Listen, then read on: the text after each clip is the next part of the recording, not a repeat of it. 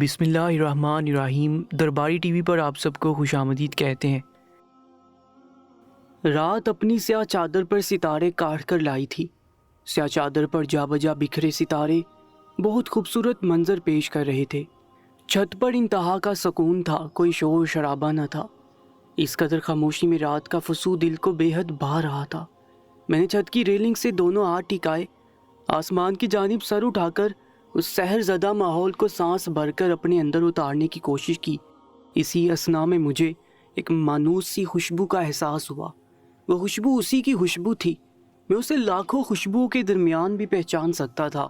میرے چہرے پر مسکراہٹ بکھر گئی اور میں نے اپنی آنکھیں کھول کر اپنی دائیں جانب دیکھا تھا۔ میں نے صحیح پہچانا تھا، وہ بالکل میرے برابر میں آ کر کھڑی ہوئی تھی، میرے چہرے کو غور سے دیکھ رہی تھی۔ اس نے مجھ سے کہا تھا کہ گھر کے سارے کام نمٹا کر وہ چھت پر ضرور آئے گی، اور میں اس کے انتظار میں پہلے سے موجود تھا۔ مجھے لگا تھا تم نہیں آؤ گی۔ میں نے مسلسل تکنے پر اس نے پزل ہو کر کہا تھا، ارے کیوں جانم، ایسا کیسے ہو سکتا ہے کہ تم بلاؤ اور میں نہ آؤں؟ میں نے اس کے نرم و ملائم ہاتھ اپنے ہاتھوں میں لے کر محبت پاش لہجے میں کہا تھا۔ وہ میری بات سن کر شرما گئی۔ میں نے اس کے ہاتھ کا بغور جائزہ لیا۔ اس کے سفید دودھیا بازو پر جا بجا زخموں کے نشان تھے۔ مجھے بے پناہ افسوس ہوا تھا۔ میں نے اس کے ہاتھ پر بنے زخموں کو سہلا کر اس پر اپنے لب رکھ دیے تھے۔ اس نے شرما کر اپنا ہاتھ کھینچ لیا اور رخ موڑ کر چھت سے نیچے دیکھنے لگی۔ میں نے بھی اس کی پیروی کی تھی۔ نیند آ جاتی ہے تمہیں اتنے زخموں کے ساتھ؟ میرا اشارہ کس طرف تھا وہ سمجھ گئی تھی۔ اس نے گردن موڑ کر مجھے دیکھا تھا اور پھر دوبارہ نیچے دیکھنے لگی تھی۔ ہاں آ جاتی ہے، اب تمہارے ساتھ یہ جو تھوڑا وقت گزار لیتی ہوں یہ احسان کر دیتا ہے اب میری نیند کو، ورنہ پہلے تو۔ اس نے برائی ہوئی آواز میں بات کو ادھورا چھوڑ دیا تھا۔ مجھے اس کی پلکوں کے کناروں پر آنسو تیرتے ہوئے نظر آ رہے تھے۔ میں نے دل ہی دل میں خود کو کوسا تھا کہ اتنے اچھے موڈ میں یہ کیا سوال کر دیا۔ پھر میں نے اسے کندھوں سے تھام کر اس کا رخ خود کی طرف کیا تھا۔ وہ سر جھکائے آنسو بہا رہی تھی۔ میں نے اپنی انگلیوں کی پوروں سے اس کے آنسو چنے تھے۔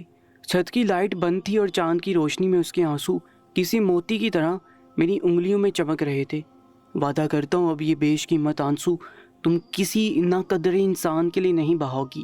میں نے اس کے کان کے قریب مدھم سی آواز میں سرگوشی کی تھی اور اس کے کان میں پہنا ہوا جھمکا چھیڑا تھا۔ وہ کسمسائی اور روتے روتے مسکرائی تھی۔ چاند کی بھرپور روشنی میں اس کا یوں روتے روتے مسکرا دینا ایک دلکش منظر تھا جسے میں نے اپنے دل میں محفوظ کر لیا تھا۔ کتنا مکمل منظر تھا! میں تھا، کنول تھی، چاندنی روشنی تھی اور معنی خیز ماحول تھا۔ اور کیا چاہیے تھا؟ میں نے آگے بڑھ کر اسے سینے سے لگایا اور اسے بھی جیسے اس لمحے کسی سکون کی تلاش تھی۔ اس نے بھی میرے سینے میں اپنا منہ چھپا لیا۔ ہم دونوں بند آنکھوں سے بیک وقت مسکرائے تھے، لیکن ہم نہیں جانتے تھے کہ یہ مسکراہٹ عارضی ثابت ہونے والی ہے۔ اسی لمحے جب وہ مجھ میں چھپ کر اپنے زخموں کو بلا رہی تھی، عین اسی لمحے کسی نے چھت کی لائٹ جلائی تھی۔ ہم دونوں نے بیک وقت معمول سے زیادہ روشنی ہونے پر آنکھیں کھولیں۔ ابھی ہم الگ نہیں ہوئے تھے۔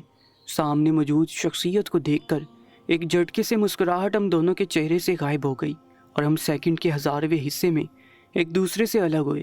ہمارے فرشتوں تک کو علم نہیں ہو سکتا تھا کہ اس طرح بھی ہو سکتا ہے۔ کمل تو خوف کے مارے میرے پیچھے جا کھڑی ہوئی تھی اور دونوں ہاتھوں سے میری شرٹ مٹھی میں بھینچ کر پکڑ لی تھی، اور میں ساکت کھڑا آنے والی شخصیت کو آگے بڑھتا دیکھ رہا تھا۔ میرے وہم و گمان میں بھی نہیں تھا کہ اس قسم کی صورتحال پیش آ سکتی ہے۔ میں اس اچانک آنے والے لمحے کے لیے بالکل تیار نہیں تھا۔ وہ شخصیت آہستہ آہستہ قدم اٹھاتے ہوئے ہماری طرف بڑھ رہی تھی۔ اس کے چہرے پر غیظ و غضب بے انتہا واضح تھا۔ کمل میرے اور قریب آ گئی تھی اور اس نے زور سے آنکھیں میچ لی تھی۔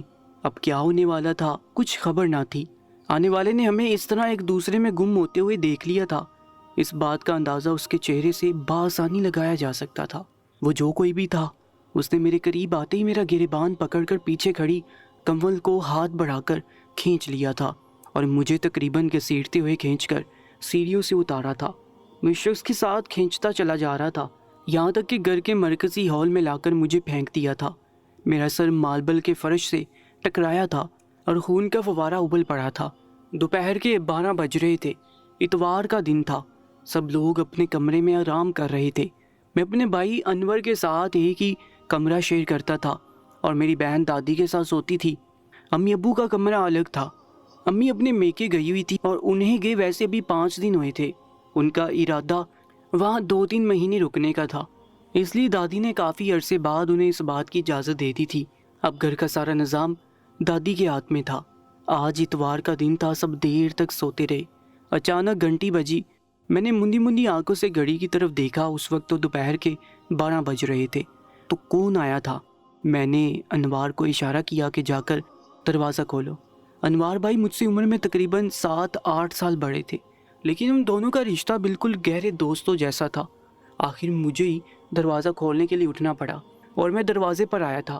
آدھی پوری نیند میں نے دروازہ کھولا تھا اور سامنے دادی کو دیکھ کر میں حیران رہ گیا تھا۔ اگر دادی گھر پہ نہیں تھی تو کہاں گئی تھی؟ وہ اندر آئی تھی اور ان کے پیچھے ایک 15 سالہ لڑکی بھی اندر آئی تھی۔ میں دونوں کو دیکھ کر حیران تھا۔ وہ لڑکی دراز قد، دبلی پتلی تھی، اس کے لمبے بال تھے اور آنکھیں بڑی بڑی ہرنوں جیسی تھیں جس کا رنگ بھورا تھا۔ بلا شبہ وہ ایک خوبصورت لڑکی تھی۔ میں نے نیند میں بھی اس کا جائزہ لیا تھا۔ وہ کون تھی میں نہیں جانتا تھا، اب یہ تو دادی بتا سکتی تھی۔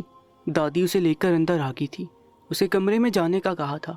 دادی کے مورتی میں نے سوالیہ نظروں سے انہیں دیکھا تھا کہ یہ کون ہے۔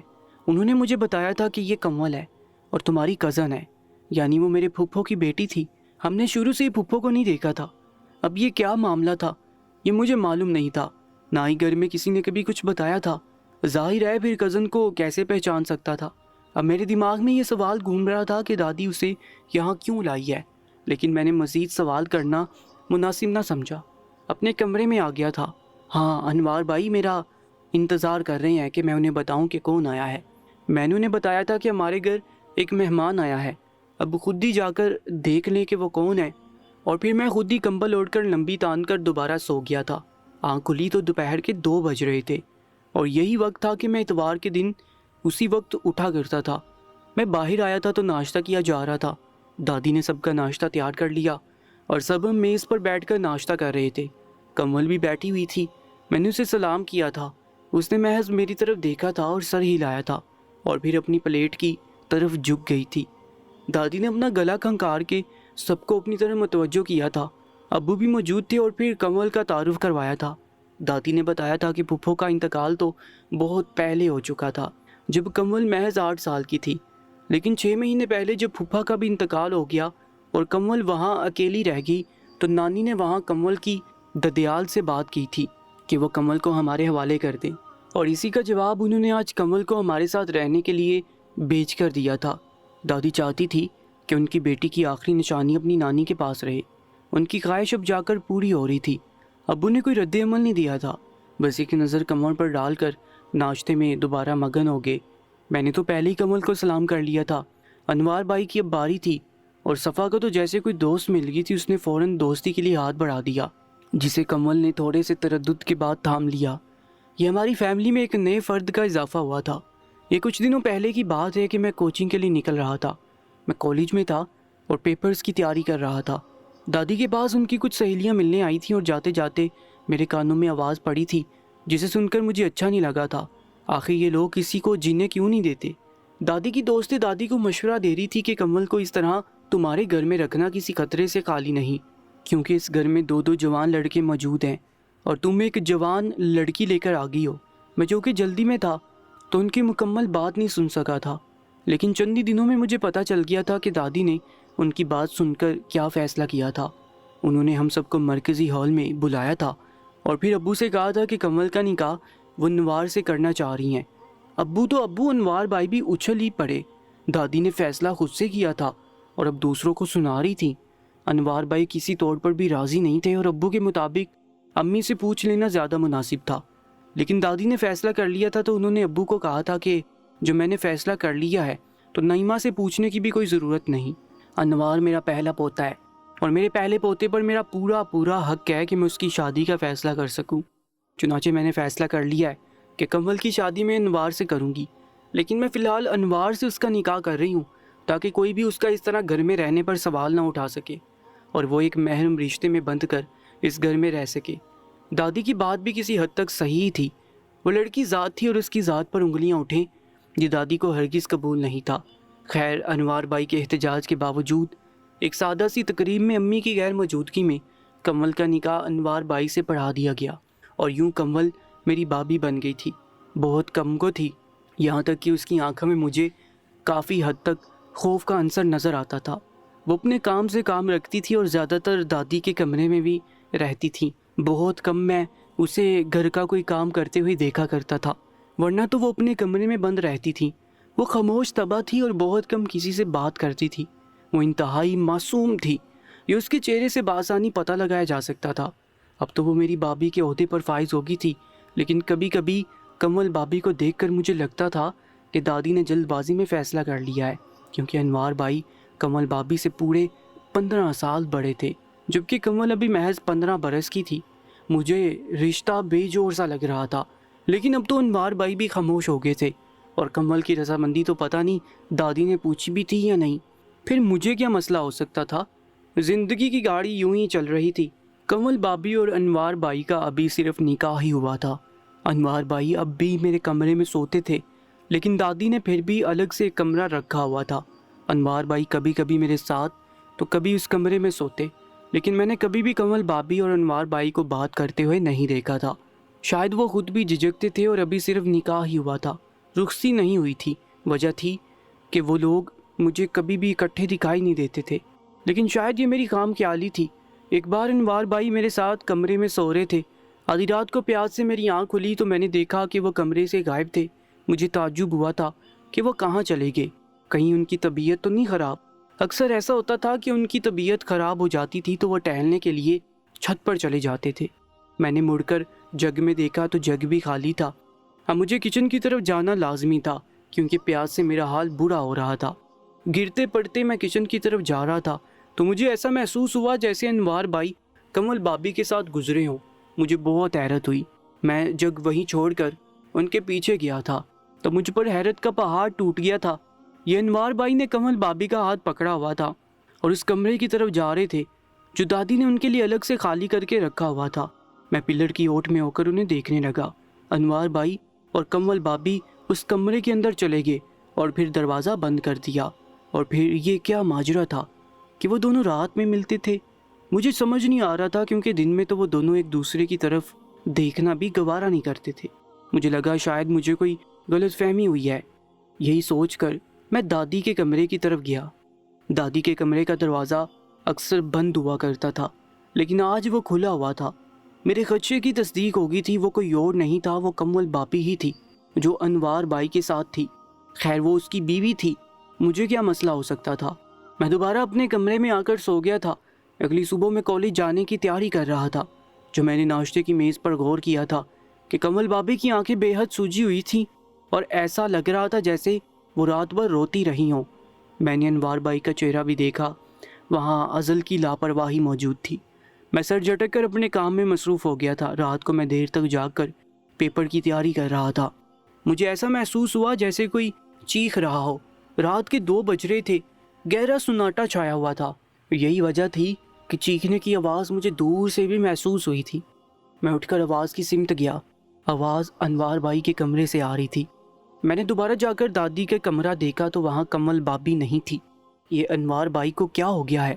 کیا وہ کنول بابی کو دادی کے کمرے سے آدھی رات کو اٹھا کر اپنے کمرے میں لے جاتے ہیں؟ میں یہ سوچنے پر مجبور ہو گیا تھا۔ شاید دادی کو اس بات کا بالکل بھی علم نہیں تھا، ورنہ وہ انوار بھائی کو ضرور روکتی۔ خیر میں سر جھٹک کر دوبارہ اپنی پڑھائی میں مصروف ہو گیا۔ میں نے نوٹ کیا تھا کہ انوار بھائی جو کبھی کبھی میرے ساتھ سونے آ جاتے تھے، اب بالکل ہی آنا بند کر دیا تھا۔ مجھے نہ جانے کیوں محسوس ہوتا تھا کہ وہ کنول کو ڈرا دھمکا کر رکھتے تھے، کیونکہ ان کی موجودگی میں وہ مجھے سہمی سہمی سی لگتی تھی۔ مجھے افسوس ہوتا تھا کہ والدین کے حیات نہ ہونے کی وجہ سے دادی نے جلد بازی کا فیصلہ کیا تھا اور اسے نکاح کے بندھن میں باندھ دیا تھا، جس کا انوار بھائی غلط فائدہ اٹھا رہے تھے اور کوئی انہیں کچھ کہہ بھی نہیں سکتا تھا۔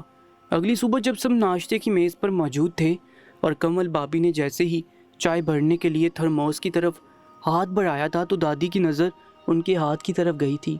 ہائے اللہ کنول، یہ کیا ہو گیا؟ تمہارا ہاتھ پہ جگہ جگہ یہ دبے کیسے ہیں؟ یہ نشانات کیسے ہیں؟ کنول بابی نے فوراً تھرموس وہیں رکھ کر اپنا ہاتھ غیر محسوس انداز میں چادر کے اندر چھپا لیا تھا۔ اس بات کو میں نے خاص طور پر نوٹ کیا تھا۔ نہیں نانی، وہ رات کو مجھے نیند نہیں آ رہی تھی تو میں چھت پر چلی گئی تھی، وہاں مچھر بہت تھے، شاید اسی وجہ سے میں نے دیکھا کہ وہ بات کو پلٹنے کی بھرپور کوشش کر رہی تھی اور پھر میری نظر انوار بھائی کی طرف گئی۔ وہ حسب معمول پلیٹ پر سر جھکائے ناشتہ کرنے میں مصروف تھے۔ ان کے کان پر تو جیسے جوں تک نہیں رنگی تھی۔ میں سمجھ گیا تھا کہ یہ نشانات کس چیز کے ہیں، لیکن میں نے اپنا منہ بند رکھنے کا فیصلہ کر لیا تھا۔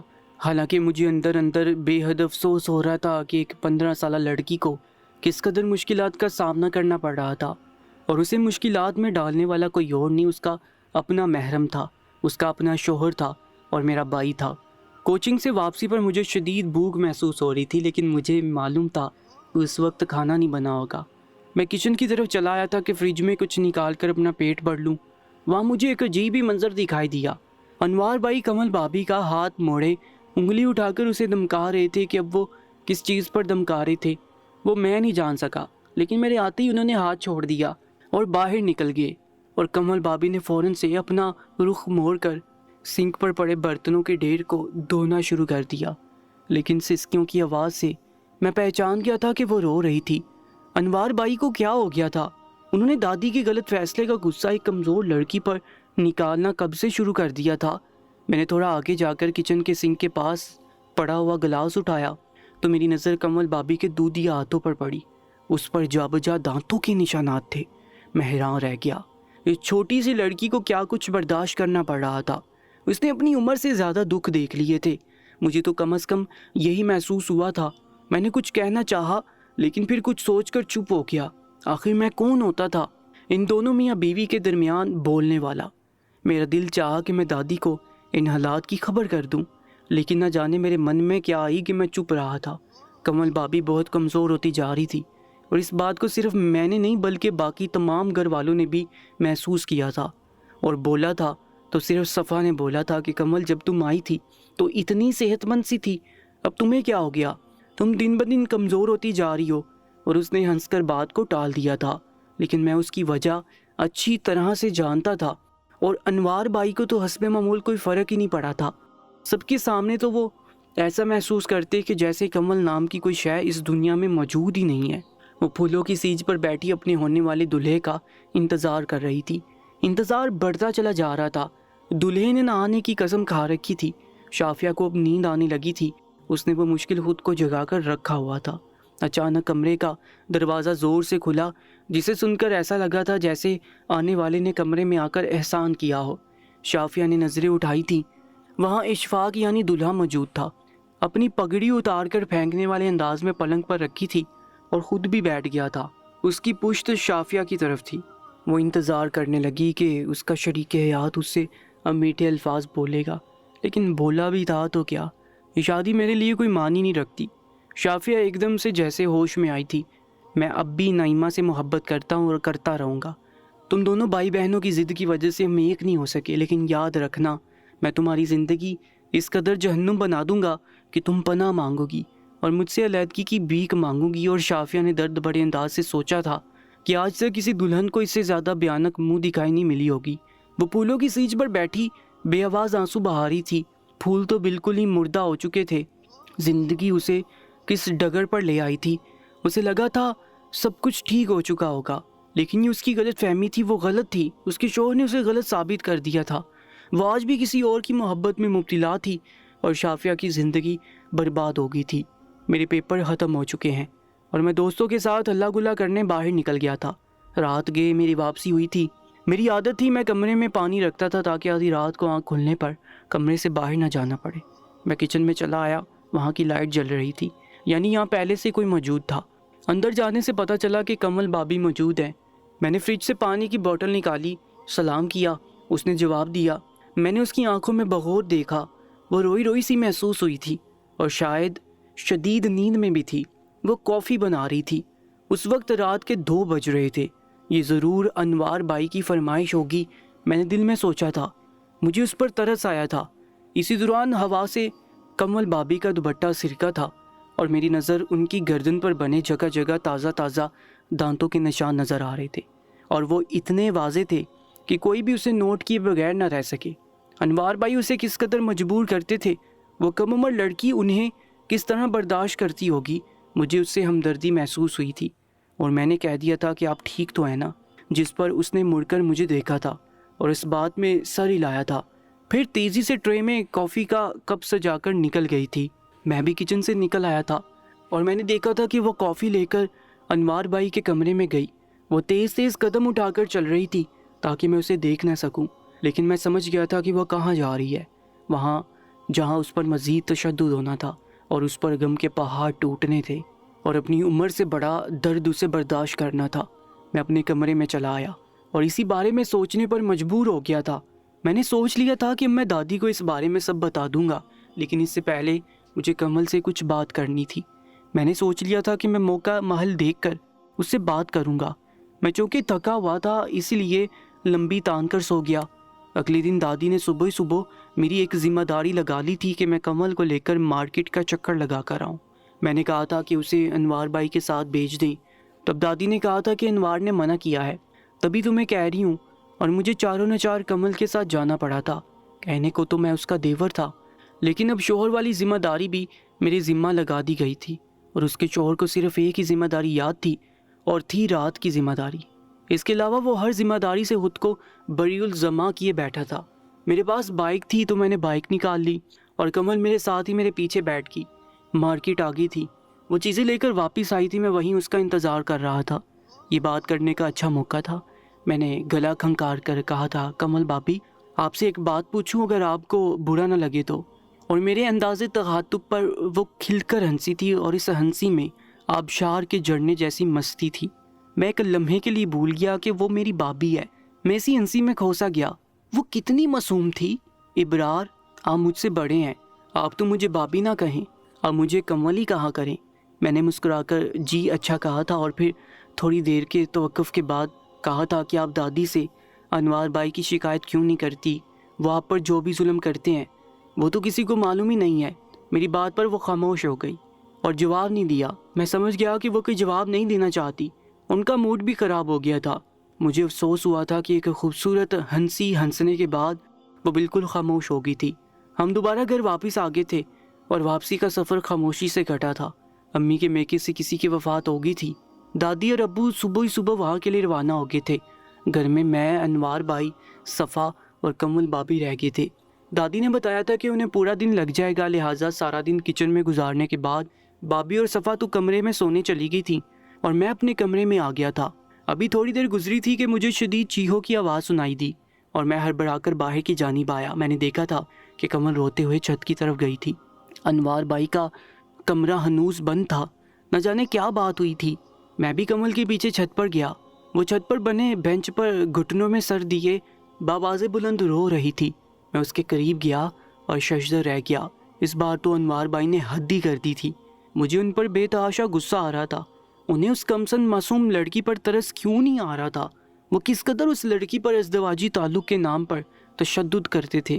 کمل کے دونوں ہاتھوں اور گردن پر جا بجا دانتوں کے گہرے نشانات تھے اور کئی نشانات سے تو خون نکل رہا تھا۔ حد تو یہ تھی کہ انہوں نے اسے شاید سگریٹ سے بھی داغا تھا۔ کوہنیوں سے ذرا اوپر دونوں بازو پر کالے کالے دبے نمایاں تھے، جیسے کسی نے تازہ سگریٹ سے داغا ہو۔ کمل کی رنگت دودھ جیسی گھوڑی تھی، لہٰذا نشانات بھی واضح تھے اور انتہائی بدنما لگ رہے تھے۔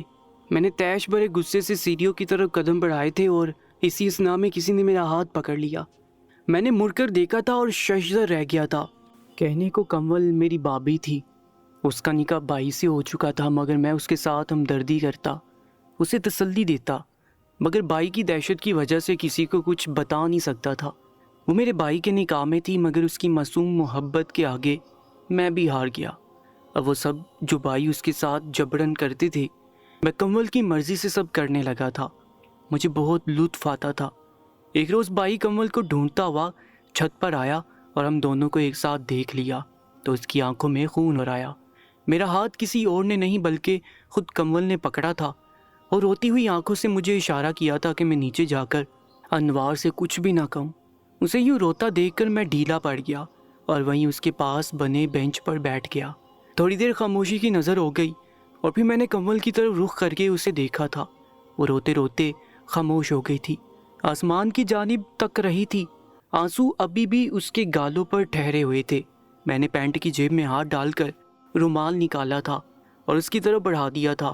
اس نے رخ موڑ کر پہلے مجھے دیکھا تھا اور پھر میرے ہاتھ میں پکڑے رومال کو دیکھا تھا اور پھر کچھ سوچ کر جھجک کر میرے ہاتھ سے رومال پکڑ لیا تھا اور ہاتھ میں پکڑے بیٹھی رہی تھی۔ میں نے اسے کہا تھا کہ وہ اپنے آنسوؤں کو اس سے صاف کر لے اور خود میں ہمت پیدا کرے اور اس ظلم کے خلاف آواز اٹھائے۔ جو کچھ انوار بھائی اس کے ساتھ ابھی تک کرتے آ رہے ہیں وہ اسے برداشت نہ کرے۔ اس نے مجھے چونک کر دیکھا تھا۔ میں انوار کا بھائی ہو کر بھی اسے انوار کے خلاف کیوں بھڑکا رہا تھا؟ شاید اس کے دماغ میں یہ خیال آیا ہو۔ میں نے اسے کہا تھا کہ میں اسے اپنے بھائی کے خلاف نہیں بھڑکا رہا، بلکہ میں تو اسے خود کو اس ظلم سے بچانے کی کوشش کر رہا ہوں جو وہ اب تک سہتی آ رہی ہے، لہٰذا اسے خاموش نہیں رہنا چاہیے اور سب کو انوار کے رویے کے بارے میں مکمل طور پر بتا دینا چاہیے۔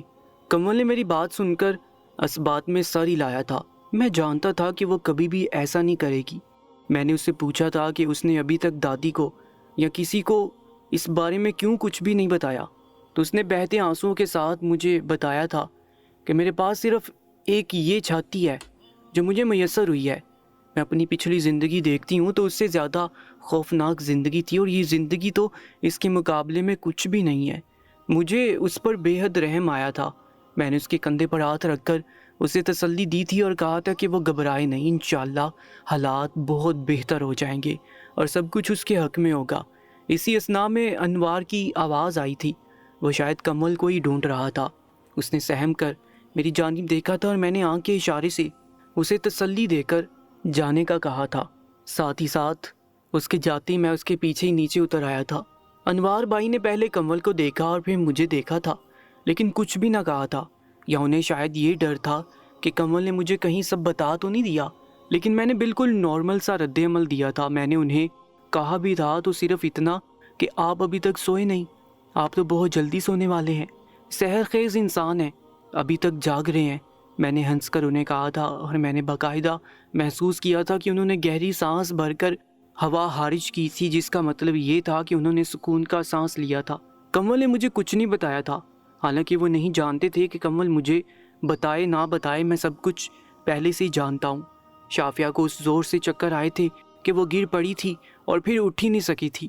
ملازمہ نے دیکھا تو اندر اشفاق صاحب کو اطلاع دینے بھاگی تھی، جسے سنتے ہی انہوں نے کہا تھا کہ ایسی بھی کیا مصیبت آ گئی ہے کہ محترمہ بے ہوش ہی ہو گئی ہے۔ شافیہ نیم بے ہوش سی ہو گئی۔ اس کے کانوں میں اشفاق صاحب کی آواز پڑی تھی اور اس کا دل ہمیشہ کی طرح سلگ اٹھا تھا۔ اس نے خود سے ہمت کر کے اٹھنے کی کوشش کی تھی لیکن کامیاب نہیں ہو سکی تھی۔ اشفاق صاحب خود دور ہی کھڑے رہے تھے اور دو ملازماؤں کے ذریعے سے شافیہ کو سہارا دلوا کر اسے کمرے میں پلنگ پر لٹا دیا تھا۔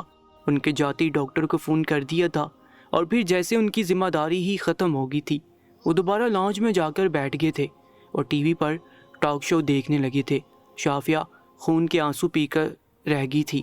حالانکہ اس کے لیے یہ نئی بات نہ تھی، لیکن ہر روز وہ مرتی تھی، ہر روز وہ اس رویے کو سہتی تھی، یہاں تک کہ شادی کو 8 سال ہو چکے تھے، لیکن اشفاق صاحب کے رویے میں نہ کوئی تبدیلی آئی تھی، نہ ہی انہوں نے کبھی شافیہ کو سکھ کا سانس لینے دیا تھا۔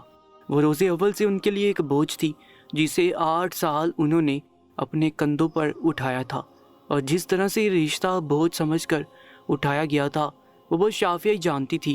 وہ سب کو سب اچھا ہے کی خبر دیتی تھی اور خود اندر ہی اندر گلتی جا رہی تھی۔ ڈاکٹر نے آنے میں آدھا گھنٹہ لگا دیا تھا۔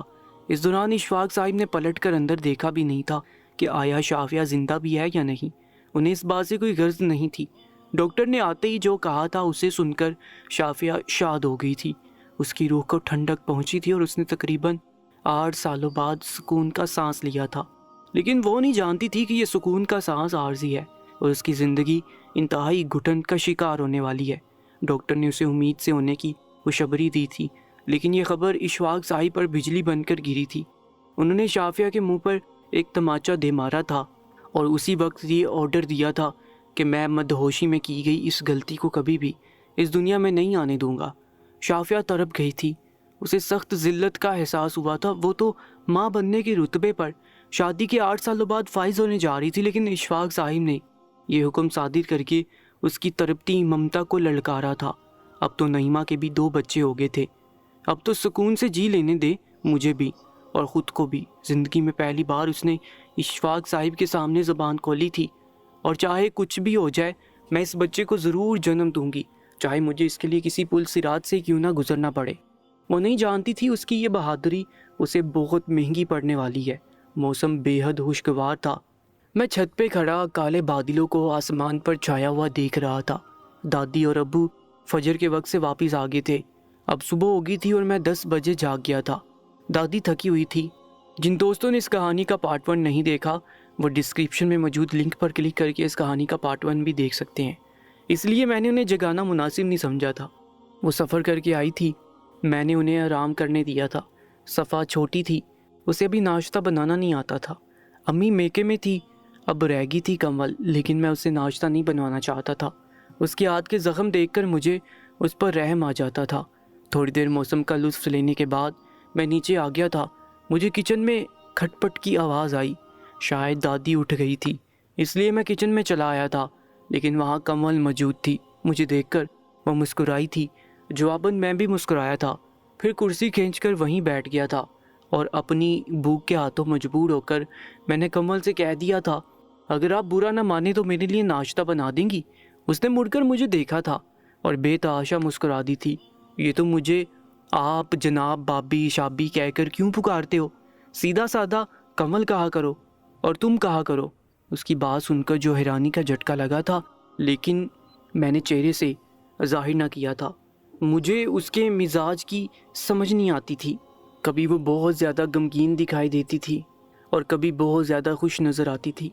क्या बात है अनवार, भाई से क्या सुलह हो गई है जो इतनी खुश नज़र आ रही हो? मैं कहकर पिछताया था। उसकी मुस्कुराहट गायब हुई थी और वो नाश्ता बनाने में लग गई थी। चूल्हा जलाते हुए आग की चिंगारी उसके ज़ख्म पर लगी थी और उसकी हल्की सी चीख निकली थी। मैं फ़ौरन से कुर्सी से उठकर उसके पास आया था और उसका हाथ अपने हाथ में लेकर देखा था। क्या करती हो तुम? ध्यान से काम किया करो। पहले ही उसके हाथ पे बहुत ही ज़ख्म थे और इसमें एक और का इजाफा हुआ था। वो हल्का सा जल गई थी। मैं वहाँ से किचन के बाहर बनी अलमारी की तरफ आ गया था और फर्स्ट एड बॉक्स निकाला था। वो मुझे देख रही थी। मैंने उसे कुर्सी पर बैठने का इशारा किया। वो बैठ गई थी। फिर मैंने मरहम निकाल कर उसके ज़ख्म पर लगाना शुरू कर दिया। उसके ज़ख्म ऊपर तक थे, जिसे देख देख कर मुझे अफसोस हो रहा था। तुम खुद भी बहुत ज़्यादा लापरवाह हो। जिस वक्त चोट लगे उसी वक्त मरहम लगा देना चाहिए। मैंने उसे मशवरा दिया था और निगाह उठाकर उसे देखा था। वो मेरी ही तरफ देख रही थी और नम आँखों से मुस्कुरा दी थी। ज़ख्म देने वालों को मरहम का ख्याल कब आता है? उसने उदासी से कहा था। मैंने उसका हाथ अभी भी थाम रखा था। इंसान को खुद ही अपना मरहम बनना चाहिए, मैंने उसे कहकर तसल्ली दी थी और मुस्कुराया था तो उसके हाथ में मरहम पकड़ा दिया था और बाजू की तरफ इशारा किया था कि मैं इस तरफ उससे आगे नहीं बढ़ सकता था।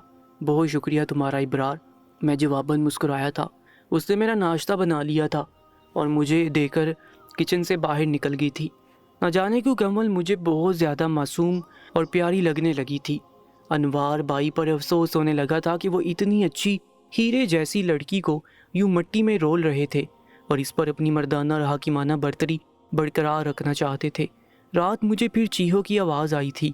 अनवार बाई का कमरा जो कि मेरे कमरे के बराबर में था, इसलिए मुझे आवाज़ वाज़े तौर पर सुनाई देती थी। मेरा दिल दुख से बढ़ गया था। मैंने दोबारा दादी के कमरे में जाकर देखा था, वो वहाँ मौजूद नहीं थी। अब तो मुझे ऐसा लगता था कि दादी भी इस बात से बाखबर हैं। वो ऐसे गहरी नींद कैसे सो सकती थी? हालांकि उन पर कमल की जिम्मेदारी थी। शायद उन्होंने अनवार को शोहर होने का मार्जिन दिया था, लेकिन उन्हें ये मार्जिन हरगिज़ नहीं देना चाहिए था कि शोहर होकर जो कुछ उसके साथ करना चाहे वो कर सकता है, चाहे इसमें तशद्दुद ही क्यों ना शामिल हो। इस बार चीखों में बहुत ज़्यादा दर्द शामिल था। पता नहीं अंदर क्या हो रहा था। मेरा दिल बेचैन हो रहा था और मैं बमुश्किल खुद पर काबू पाकर कमरे में रुका हुआ था। लेकिन बर्दाश्त की भी हद होती है। अनवार भाई कैसे उस मासूम पर इतना जुल्म कर सकते हैं? वो उसे प्यार से भी तो अपना सकते थे, उसे अपने दिल की रानी भी तो बना सकते थे, अपने सर का ताज भी तो बना सकते थे। फिर वो उसके साथ ऐसा सलूक क्यों करते थे? आज मेरा सब्र का पैमाना लबरेज हो गया था और मैं उनसे तमाम सवालों के जवाब हासिल करना चाहता था। यही सोचकर मैं कमरे से बाहर आया था। उनके कमरे का दरवाज़ा बजाया था। दरवाज़ा थोड़ी देर के बाद खुला था। अनवार भाई ने सवालिया निगाहों से मेरी जानिब देखा। मैंने महसूस किया था कि निकाह के बाद वो मुझसे बहुत दूर हो गए थे और पहले जो मुझसे थोड़ी बहुत बातें शेयर करते थे और जो दोस्ताना रवैया था वो भी ख़त्म हो गया था। انہوں نے خود کو بہت اکیلا کر لیا تھا اور شاید اسی کا بدلہ کنول سے لیا کرتے تھے، لیکن اس میں کنول کی بھی کیا غلطی تھی؟ اس کے ساتھ قسمت نے اسے شروع سے ہی ستم ظریفی کی تھی۔ اس کے ماں باپ اس سے چھین لیے تھے اور اب شوہر کے روپ میں بھی انوار بھائی جیسا شخص نصیب ہوا تھا۔ اس کی تو قسمت ہی خراب تھی، لیکن میں اب اس کی قسمت مزید خراب نہیں کرنا چاہتا تھا۔ میں انہیں سمجھانا چاہتا تھا کہ وہ ان کی بیوی ہے تو وہ ان کے ساتھ اچھے سلوک سے رہیں، انہیں اس قدر ٹارچر نہ کریں کہ وہ 15 سال کی عمر میں 30 سال کی دکھائی دینے لگے۔ میں نے ان سے کہا تھا کہ مجھے آپ سے ایک ضروری بات کرنی ہے، اگر آپ میرے کمرے میں آ سکیں تو انہوں نے مجھے دیکھا تھا، پیچھے مڑ کر شاید کنول کو دیکھا تھا جو ان کے پلنگ پر بیٹھی آنسو بہا رہی تھی۔ میں نے اندر نہیں جھانکا تھا، میں نہیں چاہتا تھا کہ انہیں پتہ چل جائے کہ مجھے کنول نے سب بتایا ہوا ہے۔ وہ میری بات سن کر میرے کمرے میں آئے تھے۔ انوار بھائی، آپ میرے اچھے بھائی ہیں اور ایک اچھے دوست بھی، اور ایک اچھے دوست ہونے کی حیثیت سے میں آپ کو یہ کہنا چاہتا ہوں کہ بھلے ہی میں آپ سے چھوٹا ہوں، لیکن جو سلوک کنول کے ساتھ کر رہے ہیں آپ وہ نہ کریں۔ وہ چھوٹی ہے، نہ سمجھ ہے، معصوم ہے، لیکن آپ تو بڑے ہیں، آپ تو شعور والے ہیں، آپ تو سمجھدار ہیں، آپ تو سمجھداری سے کام لیں، اسے اپنے سر کا تاج بنائیں، اسے اپنی بیوی سمجھیں، نہ کہ اسے غلام سمجھیں جس سے جسمانی مشقت کا کام لیا جائے۔ میں تھوڑی دیر کے لیے سانس لینے کو رکا تھا، لیکن مجھے اندازہ نہیں تھا کہ میری یہ بات انوار بھائی کو اتنی زیادہ بری لگ جائے گی۔ وہ اٹھے تھے اور میری جانب بڑھے تھے اور میرا گریبان پکڑ کر مجھے جھنجھوڑ ڈالا تھا، تو میرے اور میری بیوی کے معاملے سے دور رہ، وہ میری بیوی ہے، میں جو چاہے اس کے ساتھ سلوک کروں۔ تم نہیں جانتے کہ مجھے اس رشتے کے لیے کتنا مجبور کیا گیا تھا۔ اب جنہوں نے یہ رشتہ طے کیا ہے انہیں بھی یہ جا کر بتا دو کہ میں کنول کے ساتھ کیا سلوک کرتا ہوں، انہیں بھی پتہ چلے کہ زبردستی کی شادی کیا انجام لے کر سامنے آتی ہے۔ انہوں نے ایک جھٹکے سے میرا گریبان چھوڑا تھا اور میں گرتے گرتے بچا تھا۔ خونہار نظروں سے انہوں نے مجھے گھورا تھا اور انگلی اٹھا کر خبردار کیا تھا، آئندہ میرے معاملات میں بولنے سے پہلے 100 بار سوچنے کی زحمت کر لینا، ورنہ انجام کی ذمہ دار تم خود دو گے۔ اور مجھے ایسا محسوس ہوا تھا جیسے مجھ پر کسی نے ٹھنڈا ٹھار پانی انڈیل دیا ہو۔ ان کا اس طرح کا رویہ میں نے کبھی نہیں دیکھا تھا، لیکن آج جس شدت سے اور جس جارحانہ انداز میں انہوں نے مجھے گریبان سے پکڑ کر جھنجھوڑا تھا، ان کے الفاظوں کی شدت سے بالکل خاموش ہو کر رہ گیا تھا۔ یہ میرا بھائی انوار تو نہیں تھا، یہ کوئی اور ہی تھا۔ پلنگ پر گرنے کے سے انداز میں بیٹھ گیا تھا۔ میں نے سوچا تھا کہ میری بات سن کر وہ اپنے رویے میں بہتری لائیں گے، لیکن یہ تو سب کچھ الٹا ہو گیا تھا۔ انوار بھائی کی نوکری لگ گئی تھی ملٹی نیشنل کمپنی میں، انہیں نوکری مل گئی تھی اور اس کمپنی نے ٹریننگ کے لیے دوسرے ملک 10 روزہ دورے کے لیے بھیج دیا تھا۔ مجھے نہ جانے کی بہت اچھا محسوس ہوا تھا۔ کنول نے بھی یہ سب سنا تھا، لیکن اس نے کوئی رد عمل نہیں دیا تھا، اس لیے میں اندازہ نہیں لگا سکا تھا کہ وہ خوش تھی یا اداس تھی۔ اداس تو وہ کسی صورت نہیں ہو سکتی تھی کہ جس طرح انوار بھائی نے اس کے ساتھ رویہ رکھا ہوا تھا وہ خوشی ہو سکتی تھی، اور میرا اندازہ بالکل درست نکلا تھا۔ انوار بھائی کے جاتے ہی وہ پہلی بار مجھے لاؤنج میں ٹی وی دیکھتے ہوئے دکھائی دی تھی اور میری حیرت کی انتہا نہیں رہی تھی۔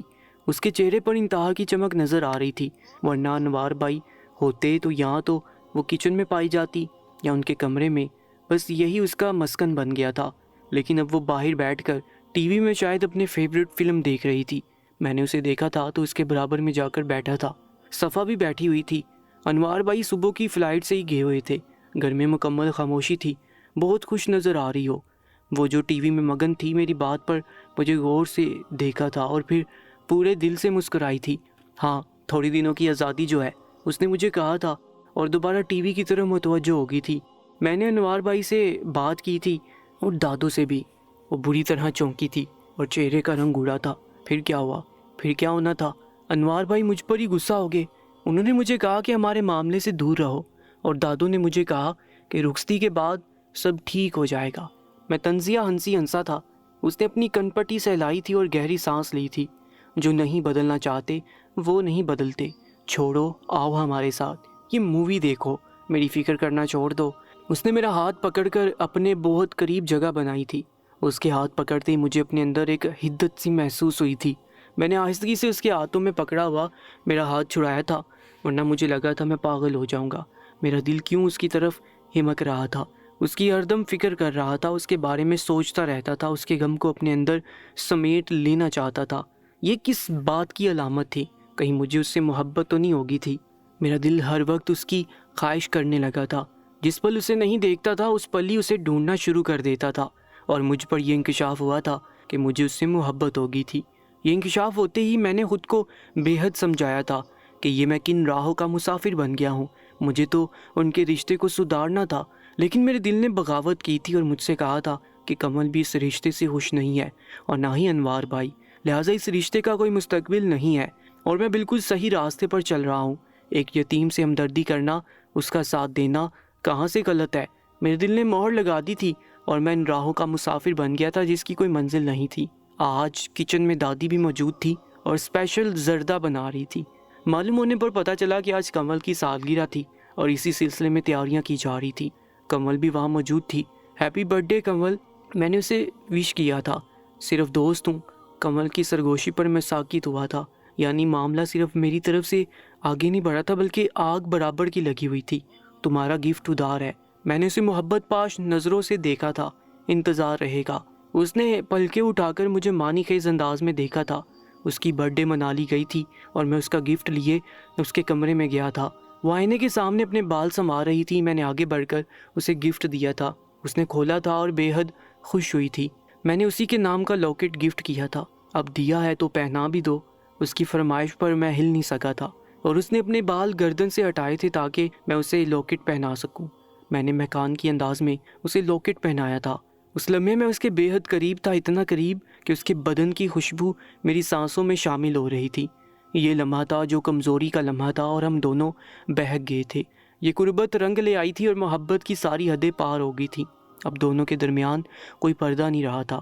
اس نے مجھ سے اظہار محبت کر دیا تھا اور اسی اظہار نے مجھے پاگل کر دیا تھا، جس کا نتیجہ یہ نکلا تھا کہ اب ہم محبوب کی حد سے بھی آگے بڑھ گئے تھے۔ تمام حدیں ٹوٹ گئی تھیں۔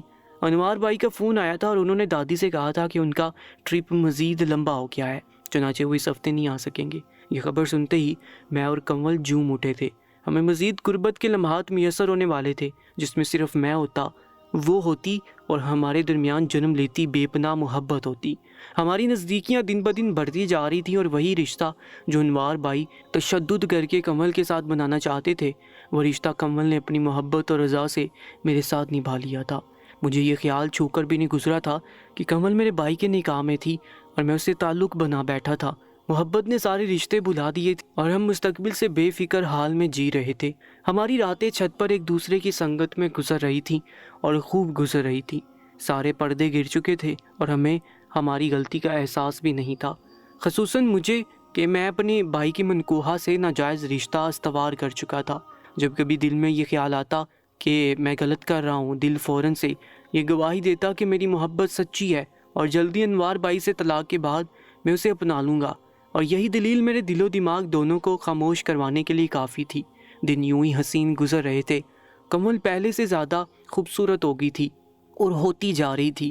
یہ بات سب نے نوٹ کی تھی۔ سفیان صاحب اور نصرت بیگم کی دو ہی اولادیں تھیں، شافیہ اور عبد الرحمن۔ ان دونوں میں ان کی جان بستی تھی۔ سفیان صاحب نے شافیہ کی شادی اشفاق صاحب سے طے کر دی تھی۔ ان دونوں نے ایک دوسرے کو یونیورسٹی میں پسند کر لیا تھا۔ شافیہ سفیان صاحب کی لاڈلی تھی، اس لیے انہیں کوئی اعتراض نہیں تھا۔ انہوں نے شافیہ کی بات مان لی تھی، جبکہ عبد الرحمن کی شادی نعیمہ سے طے ہوئی تھی۔ نعیمہ اور شافیہ گہری دوستیں تھیں۔ شافیہ اکثر پڑھائی میں مصروف ہوتی تو اشفاق صاحب کے میسیجز کا جواب اکثر نعیمہ دے دیا کرتی تھی۔ یہ ان دونوں کے درمیان کب محبت پروان چڑھی، شافیہ کو پتہ ہی نہیں چل سکا۔ نعیمہ تو دوستی کی خاطر پیچھے ہٹ گئی تھی، لیکن دل میں ابھی بھی اشفاق صاحب موجود تھے۔ شافیہ کو کچھ بھی پتہ نہیں چل سکا۔ اسے سب شادی والے دن معلوم ہوا تھا اور اس پر غم کے پہاڑ ٹوٹ پڑے تھے۔ اشفاق صاحب نے شافیہ کو اس شادی سے انکار کر دیا تھا، لیکن وہ اپنے دل کے ہاتھوں مجبور تھی۔ اس نے سوچا تھا کہ شادی کے بعد وہ ٹھیک ہو جائیں گے، البتہ اسے اندازہ نہیں تھا کہ وہ کس وجہ سے شادی سے انکاری ہیں۔ جب وجہ پتہ چلی تب تک بہت دیر ہو چکی تھی اور شافیہ نے نعیمہ سے باز پرس کی تھی، جس نے اعتراف کر لیا تھا کہ جب وہ پڑھائی میں مصروف رہتی تھی تب یہ نعیمہ ہی تھی جو اشفاق صاحب سے شافیہ بن کر بات کرتی تھی، اور اس دوران وہ کب انہیں دل دے بیٹھی پتہ نہیں چل سکا۔ عبد الرحمن کو بھی یہ بات شادی والے دن پتہ چلی تھی، بس پھر اشفاق صاحب کا داخلہ نصرت بیگم کے گھر میں بند ہو گیا تھا۔ شافیہ کے گھر والوں نے اسے بیاہ کر رابطہ نہ رکھا تھا تاکہ بیٹی کا گھر بس جائے، لیکن وہ بدترین زندگی گزار کر اس دنیا سے رخصت ہوئی تھی۔ اسے کسی لمحے سکھ نصیب نہیں ہوا تھا۔ شادی کے 8 سال بعد امید سے ہونے پر بھی اشفاق صاحب کا دل نہیں بدلا تھا۔ یہ ان کی بیٹی माँ बाप के रिश्ते की अनबन की भीड़ चढ़ गई थी और कोई भी चीज़ उनके रिश्ते को बेहतर ना कर सकी थी। सब बर्बाद हो गया था। सफियान साहिब की लाडली बेटी बहुत सी अजियतों का अकेले सामना करके इस दुनिया से रुखसत हुई थी और ये सारी अजियतें उनकी बेटी ने अपने दिल पर कंधा करके रखी हुई थी। कमल की तबीयत ख़राब थी। कल बारिश हुई थी और हम दोनों छत पर इस बारिश में भीग गए थे। कमल ने दिल खोलकर एंजॉय किया था और खूब भीगी थी, यहाँ तक कि उसे नज़ला ज़ुकाम हो गया था और आज वो बिस्तर में पड़ी हुई थी। मैंने उसे सूप बनाकर दिया था और अपने हाथों से पिलाया था। उसका बुखार चेक किया था और उसे सुलाने की कोशिश की थी। नींद उसकी आंखों से कोसों दूर थी। तब उसने मुझसे एक फरमाइश की थी जिसे सुनकर मैं मुस्कुरा दिया था। उसने मुझे अपने सीने में भरने की फरमाइश की थी। मैंने सर झुकाकर पूरी की थी और अपनी चौड़ी छाती में उसके पूरे वजूद को भर लिया था और चंद ही लम्हों में वो नींद की वादी में झूल गई थी। मैं उसे एहतियात से पलंग पर लिटाकर अपने कमरे में आ गया था। अम्मी मेके से वापस आ गई थी और आते ही जो बम उन पर फटा था वो उनके लिए हरगिज़ काबिल कबूल ना था। उन्होंने पहली बार दादी से इख्तिलाफ़ किया था कि उन्होंने उनकी गैर मौजूदगी में कैसे अनवार का निकाह करवा दिया था। मैंने भी दादी का साथ देकर उन्हें इस रिश्ते के लिए कायल कर लिया था।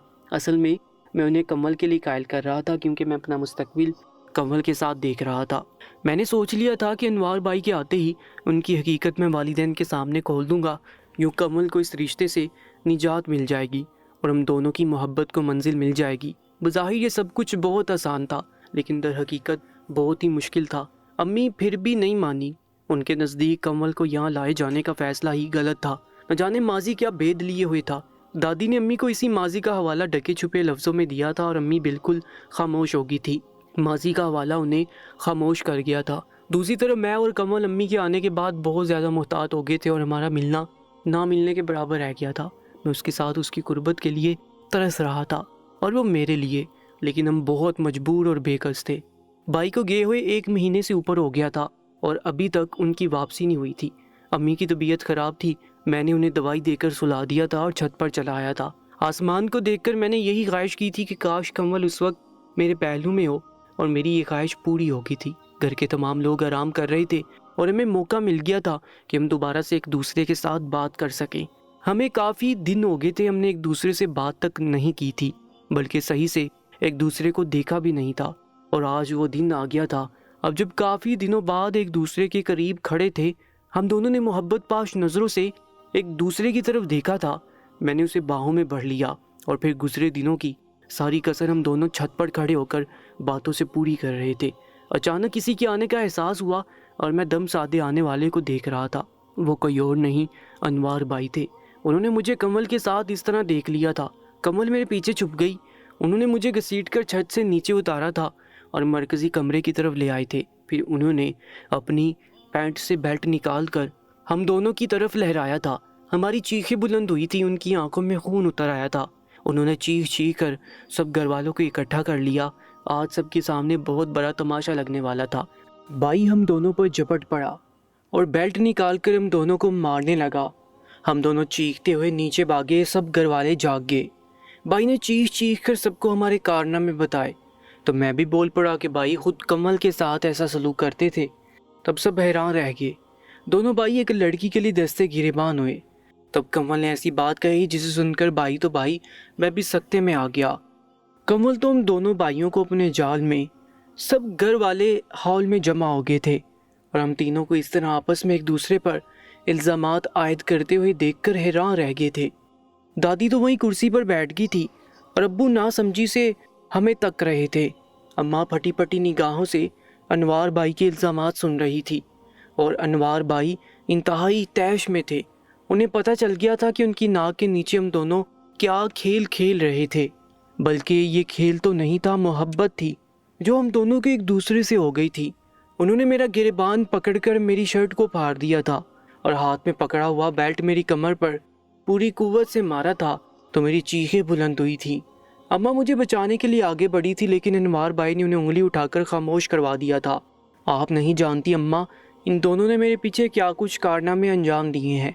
इन्होंने आपस में ताल्लुक़ बना लिया है। ये कमल मेरी बीवी होते हुए इसने इस शख्स से ताल्लुक़ बनाया है। ये मेरी मनकूहा है, मेरे निकाह में है और इसकी हरकतें देखो। वो गुस्से के बायस अपनी बात भी मुकम्मल नहीं कर पा रहे थे और बेपनाह हाँप रहे थे। دادی وہیں سر پکڑ کر بیٹھ گئی تھی۔ انہوں نے صفا کو ڈانٹتے ہوئے اندر کمرے میں بھیج دیا۔ میں نے کمل کی طرف دیکھا تھا، وہ خوفزدہ سی ایک سائڈ پر کھڑی ہو گئی تھی اور اس کی نگاہیں جھکی ہوئی تھیں، لیکن اب میں خاموش رہنے والا نہیں تھا۔ اب اگر انوار بھائی نے میرے خلاف کچھ بھی زہر اگلا تو میں بھی خاموش نہیں رہوں گا، یہ میں نے سوچ لیا تھا اور ایسا ہی ہوا تھا۔ وہ دوبارہ مجھے مارنے کی طرف لپکے تھے اور مجھ پر جپٹ پڑے تھے۔ انہوں نے کئی گھونسے میرے منہ پر دے مارے تھے اور مجھے زوردار دھکا دے کر فرش پر گرا دیا۔ میری ناک سے خون ابل پڑا تھا اور فرش کو گیلا کر دیا تھا۔ آر یا پار، میں نے فیصلہ کر دیا تھا۔ میں اپنی پوری ہمت استعمال کر کے کھڑا ہوا تھا اور سب گھر والوں کو مخاطب کر کے کہا تھا، یہ میرے بڑے بھائی ہو کر مجھ پر چیخ رہے ہیں۔ کیا انہیں تب اس بات کا احساس نہیں ہوا تھا کہ انہوں نے کمل کے ساتھ کیا کیا تھا؟ یہ ان کی منقوہ تھی، ان کی رخصتی تو نہیں ہوئی تھی۔ وہ ہر رات اسے بے پناہ تشدد کا نشانہ بناتے تھے۔ اس کے ساتھ ازدواجی تعلق کے دوران انہوں نے کیا کچھ ظلم و ستم مجھ پر نہیں ڈھائے تھے؟ کیا یہ اس بات کا جواب دیں گے کہ کس جرم کے بدلے میں کمل کو اس قدر ظلم و ستم سہنے پڑے تھے؟ ان چند دنوں کے درمیان وہ ان کے جانے کے بعد مجھے بے پناہ خوش نظر آئی تھی۔ میں نے اپنی ناک سے نکلتے ہوئے خون کو صاف کرتے ہوئے اپنی بات مکمل کی تھی۔ خبردار آگے ایک لفظ بھی بولا تو تمہارا اور کمل کا ایسا کیا رشتہ ہے کہ ہمارے بیڈ روم کی وہ ساری باتیں تمہیں بتاتی تھی؟ بتاؤ ابرار، بتاؤ کمل کو ایسی کیا ضرورت پڑ گئی کہ وہ ہر بات تمہیں آ کر بتاتی تھی؟ یہ میاں بیوی کا معاملہ تھا تو تم کیوں بیچ میں پڑے تھے؟ ضرور تمہاری نیت شروع سے ہی اس پر خراب تھی۔ انوار بھائی کا غصہ آسمان کو چھو رہا تھا اور ان کے منہ سے کف اڑ رہے تھے۔ خبردار، اب دونوں میں سے کسی نے ایک لفظ بھی منہ سے نکالا تو خاموش ہو جاؤ سب، یہ تمہارے باپ کا حکم ہے۔ اس پورے عرصے میں ابو پہلی دفعہ بولے تھے جو اب تک خاموشی سے سب سنتے آئے تھے، لیکن ہم دونوں جذبات کی روح میں اتنے زیادہ بہرے تھے کہ پہلی بار ہم نے ابو کے حکم کی خلاف ورزی کی تھی، ان کی بات نہیں مانی تھی۔ میں آج اسے نہیں چھوڑوں گا، میں آج اس کو قتل کر کے رہوں گا۔ میری منقوہ کو بری نظر سے دیکھا اس نے کیسے؟ میری منقوہ پر بری نیت رکھی کیوں آخر؟ کیوں؟ اس نے میری بیوی کو میرے خلاف ورگلایا اور وہ اس کے ساتھ رنگ رلیاں مناتے ہوئے چھت پر پکڑی گئی۔ کیوں کیا تم نے ایسا؟ انوار کو یقین نہیں ہو رہا تھا کہ کمل نے ان کے ساتھ کی نفی کر کے ان پر مجھے ترجیح دی تھی، کیونکہ آپ نے جو زخم مجھے دیے ہیں اس زخم کی بھرپائی میں نے کی ہے۔ آپ نے جو ظلم و ستم کیے ہیں، جو تشدد آپ نے اس پر کیا ہے، ان سب کا مرہم میں نے اسے دیا ہے۔ تب کہاں تھے آپ جب وہ ساری ساری رات روتی رہتی تھی، آپ کے دیے ہوئے زخموں سے بری ہوئی تھی؟ آج جب اسے اپنے درد کا مداوا ملا ہے تو آپ سے برداشت نہیں ہو رہا۔ میں بھی چپ رہنے والا نہیں تھا، دو بدو جواب دے رہا تھا۔ میں اعتراف کر رہا تھا کہ ہاں، میں نے کمل پر دل ہار دیا تھا، لیکن اس پورے عرصے میں کمل خاموش رہی تھی، وہ کچھ بھی نہیں بول رہی تھی۔ شاید وہ تمام لوگوں کا لحاظ کر کے ایک طرف خاموش کھڑی رہ گئی تھی۔ اس بار انوار بھائی نے مجھ سے کچھ بھی نہیں کہا تھا، بلکہ مجھ پر ٹوٹ پڑے تھے اور میری درگت بنا ڈالی تھی۔ مجھے اس قدر انہوں نے مارا تھا کہ مجھے لگ رہا تھا کہ میرے جسم سے جان نکل جائے گی، لیکن میں پھر بھی پیچھے ہٹنے والا نہیں تھا۔ میں نے محبت کی تھی، سچی محبت کی تھی، درد کو سمیٹا تھا، اس کو مرہم دیا تھا۔ اب میں کیسے پیچھے ہٹ سکتا تھا؟ اب مجھے جتنا بھی مار لیں، میں اب کمل سے دستبردار نہیں ہوں گا۔ میں سب کے سامنے اعتراف کرتا ہوں کہ میں کمل سے محبت کرتا ہوں، بے پناہ محبت کرتا ہوں، اور ہمارے درمیان معاملات محبت سے بھی کئی زیادہ آگے ہیں، اور میں اس کا اظہار برملا کر رہا ہوں۔ اب میں چاہتا ہوں کہ آپ اسے طلاق دیں اور خود کو اس بے جوڑ رشتے سے نجات دلائیں۔ بالآخر بلی تھیلے سے باہر آ گئی تھی اور میں نے برملا اعلان کر دیا تھا کہ میں کمل سے محبت کرتا ہوں، شدید محبت، اور ہم دونوں کے درمیان محبت سے بھی زیادہ آگے کا تعلق بن گیا ہے جسے اب جٹلایا نہیں جا سکتا۔ حرام خور، تیری اتنی ہمت، تم مجھے بتائے گا کہ میں اپنی بیوی کو طلاق دوں؟ انوار بھائی نے میرا گلا دبانا شروع کر دیا تھا۔ اس بار میں نے بھی ان کا گریبان پکڑ لیا تھا اور ہم دونوں ایک دوسرے سے گتھم گتھا بری طرح پیٹ رہے تھے۔ ابو ہمیں چھڑوا رہے تھے اور ہم بے قابو بیل کی طرح ایک دوسرے پر چڑھائی کر رہے تھے۔ اسی دوران خوبصورت نسوانی ہنسی گونجی تھی اور تالیوں کی آواز میں ہم دونوں کی توجہ اپنی جانی مبذول کروائی تھی۔ ہم دونوں اپنی جگہ ششدر رہ گئے۔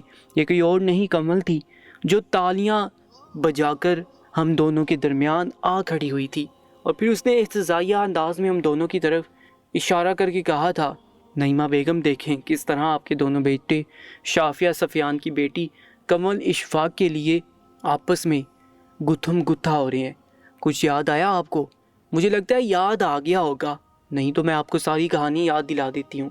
کمل کی بات سن کر ہمارے ایک دوسرے پر اٹھے ہوئے ہاتھ ڈھیلے پڑ گئے۔ وہ کیا بول رہی تھی میری سمجھ میں نہیں آ رہا تھا۔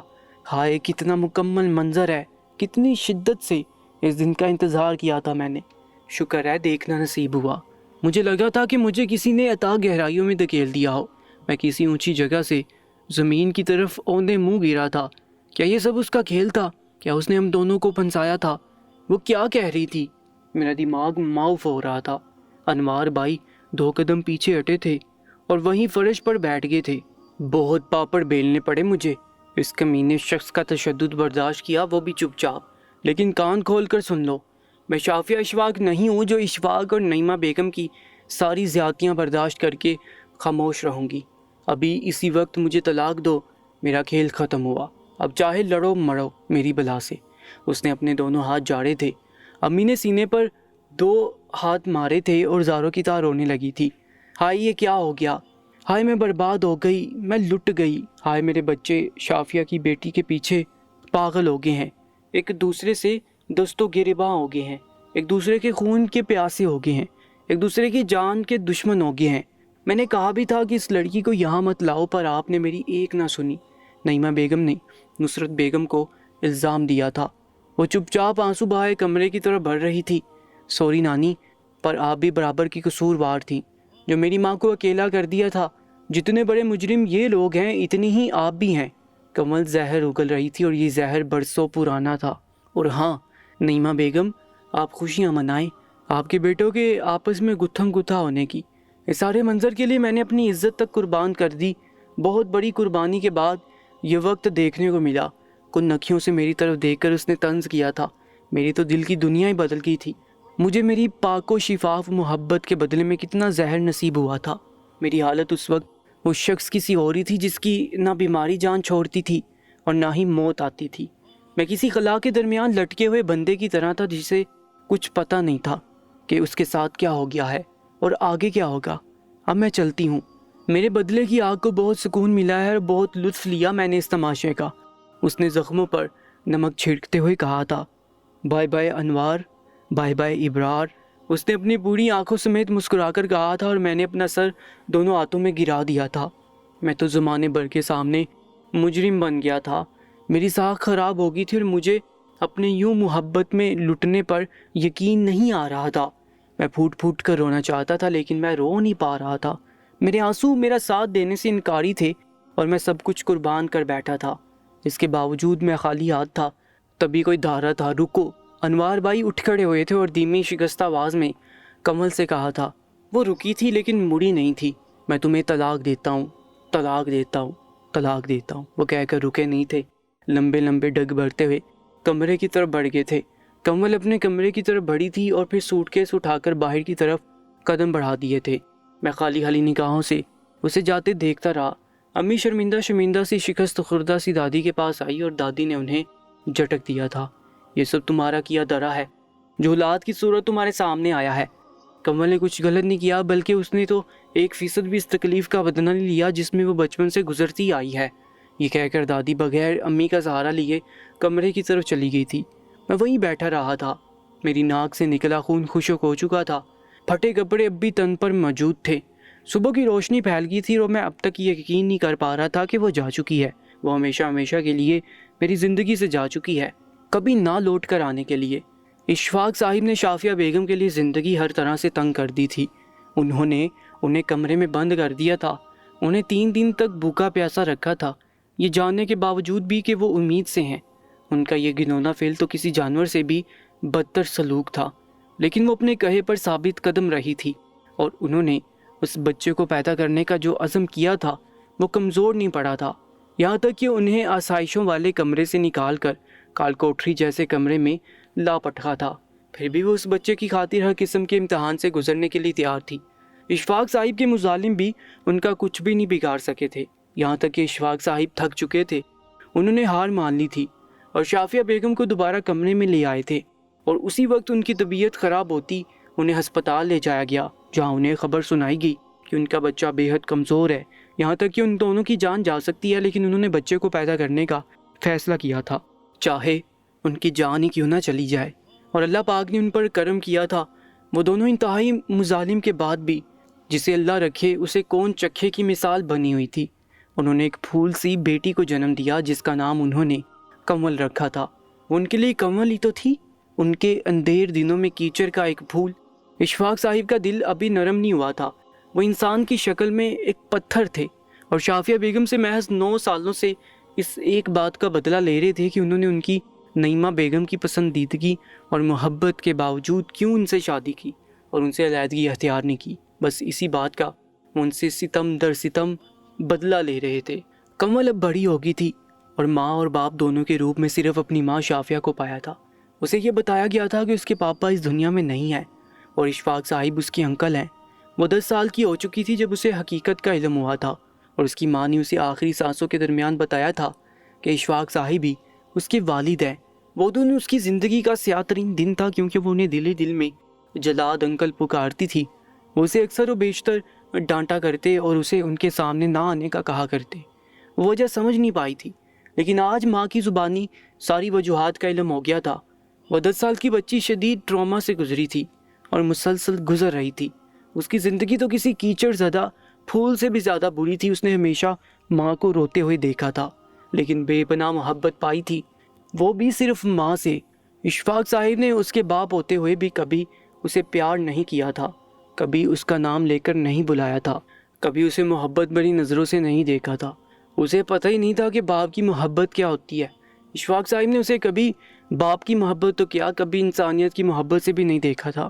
پھر شافیہ بیگم بھی اللہ کو پیاری ہو گئی اور کنول بالکل اکیلی رہ گئی۔ تب اشفاق صاحب نے فوراً دوسری شادی رچا لی تھی، اور اس نے اپنی خاموش نظروں سے اپنی ماں کی جگہ کسی اور کو لیتے ہوئے دیکھ لیا تھا۔ اب ستیلی ماں کے ظلم کا دور شروع ہوا تھا۔ وہ اشفاق صاحب کے سامنے اسے کال کوٹری میں بند کر دیتی اور ان کے آنے سے پہلے کھول دیتی۔ اسے کھانا بھی نہیں دیتی تھی، یہاں تک کہ وہ سوکھ کر ہڈیوں کا ڈھانچہ ہو گئی تھی۔ تب ملازماؤں نے، جنہوں نے شافیہ بیگم کا نمک کھایا تھا، انہوں نے منہ کھولا تھا کہ کنول کے ساتھ یہاں کیا سلوک کیا جاتا ہے۔ وہ 11 سال کی بچی کھانا پینا، ہنسنا کھیلنا، سونا سب کچھ بھول گئی تھی، بس خالی حالی نگاہوں سے دیواروں کو تکتی رہتی اور مما مما کہہ کر مدھم آواز میں پکارا کرتی۔ تب اشفاق صاحب کی آنکھیں کھلی تھی اور وہ زاروں کی طرح رو پڑے تھے۔ ان کی بچی بالکل ختم ہو گئی تھی، بس صرف سانس باقی تھا۔ انہوں نے خواب میں شافیہ کو اپنے سر میں مٹی ڈالتے ہوئے دیکھا تھا اور اتنے سالوں کی محبت جاگ اٹھی تھی۔ انہوں نے اس کے علاج کے لیے بہترین ہاسپٹل میں داخل کروا دیا تھا، جہاں وہ پورا 1 سال زیر علاج رہی تھی اور دوبارہ اسے نئی زندگی ملی تھی۔ اشفاق صاحب نے اس دوسری عورت کو طلاق دے دی تھی اور اپنا سب کچھ کنول کے نام کر دیا تھا۔ زندگی نے انہیں مزید مہلت نہیں دی تھی، اور کنول کے روبہ صحت ہونے کے محض 2 مہینے کے اندر اندر وہ اس دنیا سے رخصت ہو گئے تھے۔ اس کے اکیلے رہ جانے کے خیال سے اسے ادھر لایا گیا تھا، اور یہاں آ کر اس نے اپنی ساری محرومیوں کا بدلہ لیا تھا۔ میں ساری رات وہیں بیٹھا رہا تھا۔ صبح ہوتی دادی وہاں آئی تھی اور مجھے وہاں سے اٹھا کر اپنے کمرے میں لے آئی تھی۔ میں دادی کا لاڈلا تھا، وہ مجھے کیسے بھول سکتی تھی۔ انہوں نے میرا زخم صاف کیا تھا اور مجھے دوسرے صاف ستھرے کپڑے پہننے کو دیے۔ میں ان کے حکم کی تعمیل کر رہا تھا، لیکن مسلسل خاموش تھا۔ انہوں نے مجھے سر میں تیل لگا کر دیا تھا کہ اس سے اچھی نیند آئے گی، اور پھر میرا سر اپنی گود میں رکھ کر اسے آہستہ آہستہ سہلانے لگی۔ میرا بیٹا میرا فخر ہے کہ جس لڑکی کو اس خاندان نے قبول نہیں کیا، اسے اس نے چند دنوں میں بہت محبت سے رکھا، اس کے زخموں پر مرہم رکھا۔ ہم میں سے کوئی بھی یہ کام نہیں کر سکتا، لیکن تم نے یہ ممکن بنا دیا۔ میں ہنوز خاموش تھا، میرا ذہن اب بھی بے یقینی کی کیفیت سے دوچار تھا۔ مجھے لگتا تھا کہ بھی کنول کسی کونے سے نکل کر میرے سامنے آ جائے گی، مجھے کہے گی کہ ابرار میں تو تمہارے ساتھ مذاق کر رہی تھی، لیکن میرا خیال ہی رہا، وہ حقیقت نہیں بنا تھا اور نہ ہی بن سکتا تھا۔ دادی اور بھی بہت کچھ کہہ رہی تھی، لیکن میں کنول کی یادوں میں کھویا ہوا نیند کی آغوش میں ڈوب گیا تھا۔ اس بات کو اب 4 مہینے سے زیادہ عرصہ گزر چکا ہے۔ گھر میں بالکل سناٹا چھایا رہتا ہے۔ ابو نے امی سے اپنا کمرہ ہی الگ کر دیا ہے۔ امی اب صفا کے ساتھ ہوتی ہے۔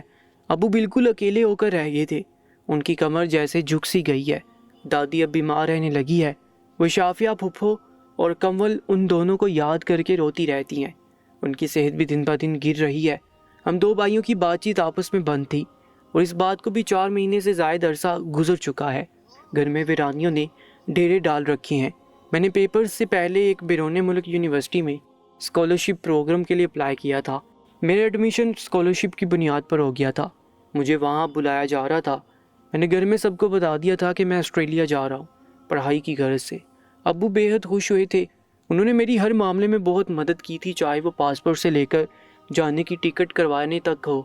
جانے سے ایک دن پہلے میں انوار بھائی کے کمرے میں آ گیا تھا اور موبائل پر کوئی نیوز دیکھ رہا تھا۔ مجھے دیکھ کر انہوں نے منہ پھیر لیا، لیکن کہا کچھ نہیں تھا۔ یہ خاموشی نے میری ہمت بندھائی تھی اور میں آگے بڑھا تھا۔ آگے بڑھتے ہی میں نے اپنے دونوں ہاتھ جوڑ دیے تھے اور سر جھکا دیا تھا۔ بھائی معاف کر دیں، مجھ سے غلطی ہو گئی۔ مجھے نہیں پتہ چلا کہ میں کب اس کے جال میں پھنس گیا۔ اس نے جو کچھ بھی کیا، اس نے ہمیں وہی لوٹایا جو بچپن سے اسے دیا گیا، اور اس میں کسی حد تک ہماری ماں کا بھی قصور تھا۔ انہوں نے ماضی میں کسی کا بے حد دل دکھایا تھا، یہی وجہ تھی کہ ہمارا دل بھی دکھایا گیا۔ میں امید کرتا ہوں کہ آپ مجھے معاف کر کے اعلیٰ ظرفی کا ثبوت دیں گے۔ میں کئی لمحے وہیں ہاتھ جوڑ کر بیٹھا رہا۔ آخرکار بھائی کو رحم آ گیا۔ انہوں نے آگے بڑھ کر میرے دونوں ہاتھ کھول دیے۔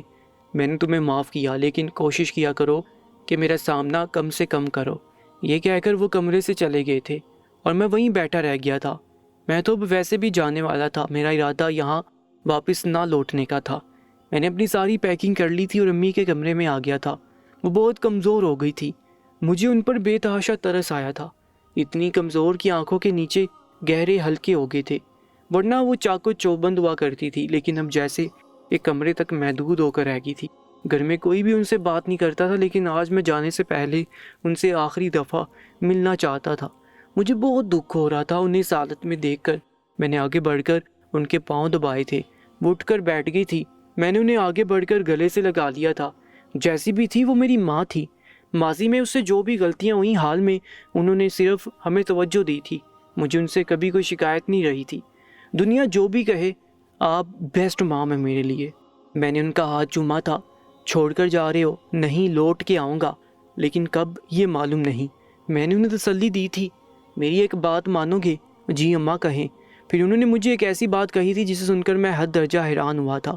مجھے یقین نہیں آ رہا تھا کہ وہ مجھ سے یہ کہیں گی۔ میں نے انہیں پتھرائی ہوئی نگاہوں سے دیکھا تھا۔ مجھے ایسے حیرانی سے مت دیکھو، میرے لیے یہی نجات کا ذریعہ ہے۔ میں نے ان کا ہاتھ اپنے ہاتھ میں لے کر تھپتھپایا تھا، گلے سے لگا لیا تھا۔ ان کی ممتا کی آغوش میں مجھے کافی دنوں بعد سکون نصیب ہوا تھا۔ میں آسٹریلیا چلا آیا تھا۔ یہاں کی زندگی بہت مصروف تھی، ہر طرف لوگ بس کام کام اور کام کو ترجیح دیتے تھے، لیکن یہ مصروف زندگی میرے اندر کے غم کو کم نہیں کر سکتی تھی، بلکہ ویرانی اور بڑھ گئی تھی۔ ایسے میں اس کی یاد کا حملہ بھرپور ہوتا تھا اور مجھے بس پائی اختیار کرنی پڑتی تھی۔ اس کی یاد آتے ہی میں یہ سوچا کرتا تھا کہ کمل کیسی ہوگی، کہاں ہوگی۔ اس کا تو اس دنیا میں ہمارے گھرانے کے علاوہ کوئی بھی نہیں تھا، پھر وہ کہاں گئی ہوگی۔ یہ سوچ ذہن میں آتی تو دل اور زیادہ اداس ہو جاتا کہ پتہ نہیں وہ کن حالوں میں ہوگی۔ پھر مجھے امی کی نصیحت یاد آ جاتی۔ میں امی کو اکثر فون کیا کرتا تھا۔ میرے جانے کے بعد گھر والوں کا رویہ ان سے اور بہتر ہو گیا تھا، اور انوار بھائی کی وہ لوگ شادی کرنے کی تیاری کر رہے تھے۔ دادی نے بھی سب کچھ بھول کر آگے بڑھنے کا فیصلہ کیا تھا۔ ویسے بھی یہ سب گھر کے ماحول کو بہتر کرنے کے لیے ضروری تھا۔ میں نے بھی سکھ کا سانس لیا تھا۔ آسٹریلیا کی یونیورسٹی میں اب میری شامیں تک گزرنے لگی تھی۔ میں صرف پڑھائی پر دھیان دیتا، لیکن اس کی یاد ایسے حملہ کرتی کہ پھر کچھ اور سوچنے کا دل ہی نہیں چاہتا۔ میں فوکس نہیں کر پا رہا تھا۔ ہر پل اس کی یاد ستاتی تھی۔ میرا دل اسے آس پاس ہی محسوس کرتا تھا۔ نہ جانے مجھے کیا چیز یہاں کھینچ لائی تھی۔ مجھے لگتا تھا وہ میرے آس پاس ہی بستی ہے۔ میری یونی میں ہزاروں خوبصورت لڑکیاں موجود تھیں، لیکن ان کی موجودگی بھی مجھے اس کی یاد سے غافل نہ کر سکی۔ ایسی ہی ایک شام میں سڑکوں پر ٹہل رہا تھا جب ایک شناسا سی آواز سے میرا سامنا ہوا۔ میں نے مڑ کر دیکھا تو وہاں ایک گوری لڑکی کسی اور لڑکی سے بات کر رہی تھی۔ اس لڑکی کی میری طرف پشت تھی۔ میں بھاگ کر اس طرف گیا تھا اور اس لڑکی کو جا کر دیکھا تھا۔ میرے یوں دیکھنے پر وہ دونوں لڑکیاں ہڑبڑائی تھیں اور پیچھے ہٹ گئی تھیں۔ میں سخت خجل ہوا تھا۔ وہاں کمل نہیں تھی، وہاں کوئی بھی نہیں تھا۔ وہ وہاں کیسے ہو سکتی تھی؟ وہ تو پاکستان میں ہونی چاہیے، میں نے بے اختیار سوچا تھا، اور ان دو لڑکیوں سے معذرت کر کے آ گیا تھا۔ خود کی اس حرکت سے مجھے سخت ندامت ہوئی تھی۔ اب میں خاص احتیاط کرتا تھا۔ دیکھتے دیکھتے پہلا سیمیسٹر آ گیا تھا اور میری کچھ خاص تیاری نہیں تھی۔ میں نے اپنا پورا فوکس پڑھائی کی طرف کر لیا تھا۔ گھر سے یونی اور یونی سے گھر بس یہی میری روٹین تھی۔ اللہ اللہ کر کے سیمسٹر ختم ہوا تو مجھے سڑکوں پر آوارہ گردی کرنے کا موقع مل گیا، اور میں یوں ہی بے مقصد ایک شاپنگ مال میں گھس کر چیزیں خرید رہا تھا۔ اچانک کاؤنٹر پر آواز بلند ہوئی۔ میں اس طرف گیا تھا، وہاں کیشیئر کسی لڑکی سے کچھ بحث کر رہی تھی۔ شاید اس کا کارڈ کام نہیں کر رہا تھا اور کیش اس کے پاس کم تھا۔ میں نے آگے بڑھ کر معاملہ پوچھا تھا۔ میرا اندازہ درست تھا، اس لڑکی کے پاس کیش کم تھا۔ میں نے پوچھ کر ادائیگی کی تھی۔ میں نے ابھی تک مڑ کر اس لڑکی کو نہیں دیکھا تھا۔ جیسی ادائیگی کر کے میں مڑا تھا، میری نظر پلٹنا بھول گئی تھی۔ میں اسے لاکھوں لوگوں میں پہچان سکتا تھا۔ میری نظر جھوٹی نہیں ہو سکتی تھی، دھوکہ نہیں ہو سکتی تھی۔ وہ وہی تھی، ہاں وہی تھی جس نے میرے دل کا چین لوٹ لیا تھا، جس نے مجھے کہیں کا نہیں چھوڑا تھا، جس نے میرے ہوش اڑا دیے تھے، جس نے مجھے سارے جہاں میں اداس اور اکیلا کر دیا تھا۔ ہاں وہ کمل ہی تھی، وہی کمل تھی جس سے میں نے ٹوٹ کر محبت کی تھی، جسے میں کبھی بلا ہی نہیں سکا تھا، ایک لمحے کے لیے بھی نہیں۔ اس نے میری طرف دیکھا تھا اور مجھے شکریہ کہہ کر باہر نکل گئی تھی۔ مجھے ایک دم سے جیسے ہوش آیا تھا اور میں اس کے پیچھے بھاگا تھا۔ اب پتہ نہیں اسے مجھے پہچانا بھی تھا کہ نہیں، اس کے لیے تو شاید میں ایک کھیل تھا، وہ شاید مجھے بلا بھی چکی ہو۔ یہ سوچ کر میرے قدم سست پڑ گئے تھے۔ اچانک مجھے میری اماں کی نصیحت یاد آئی تھی اور میرے قدم تیز ہو گئے تھے، یہاں تک کہ وہ ایک پارک میں داخل ہوئی تھی اور میں اس کے پیچھے ہی داخل ہوا تھا۔ شاید وہ اس ساری صورتحال سے گھبرا گئی تھی، اس لیے بینچ پر سامان رکھ کر اپنا سر اپنے ہاتھوں میں گرا دیا تھا۔ میں بغیر آواز کی اس کے برابر میں اسی بینچ پر بیٹھ گیا تھا۔ تھوڑی دیر بعد اس نے مڑ کر مجھے دیکھا تھا اور ہم دونوں کی نظریں ملی تھی، اور کافی دیر تک ہم دونوں ایک دوسرے کی آنکھوں میں یوں ہی بغور دیکھتے رہے۔ اس کے بعد سب سے پہلے چھلکنے والی آنکھ میری تھی، اور دوسری طرف آنسوؤں کی برسات نے مجھے اطمینان دلا دیا تھا کہ اسے میں یاد ہوں۔ وہ مجھے نہیں بولی، تم کیسے؟ کچھ بھی مت بولو۔ میں نے اس کے لبوں پر انگلی رکھ کر کچھ بھی کہنے سے روک دیا تھا۔ وہ سر جھکا کر رو دی تھی۔ اس کی حالت بھی میرے جیسی ہی تھی، ٹوٹی ہوئی، بکھری ہوئی، اس کی بری آنکھیں ویران تھی۔ میں تمہیں کبھی نہیں بلا سکی، میں نے تمہاری یاد کا دامن کبھی چھوڑا ہی نہیں، مجھے معاف کر دو، تم ہم سب کو معاف کر دو۔ میں نے اس کے آگے ہاتھ جوڑ دیے تھے، ایسا نہ کرو، تم میرے درد کے درماں ہو۔ اس نے میرے بندھے ہوئے ہاتھ کھول دیے اور میں نے اس کے ہاتھ تھام کر کپ کپاتے ہونٹوں سے بوسہ دیا تھا۔ وہ روتے ہوئے ہنستی تھی اور یوں لگا تھا جیسے کڑی دھوپ میں بارش ہو گئی ہو۔ میری کمل بنو گی، میں تمہاری ہی تو ہوں، مجھ سے شادی کرو گی؟ وہ جھینپ کر خاموش ہو گئی تھی۔ ہاں، کافی دیر بعد اس نے رضامندی ظاہر کر دی تھی، چلو آؤ، لیکن کہاں، ایک نئی زندگی کی شروعات کرنے۔ میں نے ہاتھ آگے بڑھایا تو اس نے میرا ہاتھ تھاما، ہم دونوں آگے بڑھے۔ اماں نے مجھے کہا تھا کہ جب کبھی تمہیں کمل ملے تو مجھ سے میرے لیے معافی مانگنا۔ میں نے اسے کہا تھا میرا بدلہ پورا ہوا تو میں نے انہیں معاف بھی کر ہی دیا تھا۔